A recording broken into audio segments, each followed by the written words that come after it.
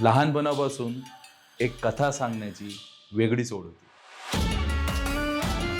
पडद्यावर असं काहीतरी उभारायचं जे प्रेक्षकांनी कधीच बघितलं नाही.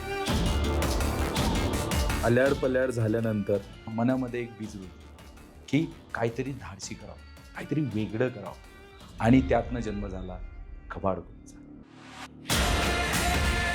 हा एक फक्त चित्रपट नाही, हा एक एक्सपिरियन्स. मराठी चित्रपट सृष्टीतला पहिला युनिव्हर्स. कल्पना जरी माझी असली तरी याला गरज होती एका हलक्याच्या हाताची, जो माझ्या पाठीवर हात ठेवून म्हणणार तू कर.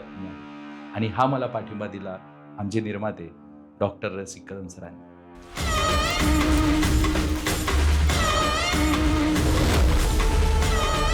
या फिल्मला शेकडो हातांची मेहनत लागली. प्रत्येक दृश्य जिवंत करणारे आमचे कलाकार, तहान भूक विसरून काम करणारी माझी टीम, आणि कल्पनेपेक्षा मोठं वास्तव्य उभं राहील ते भव्य सेट.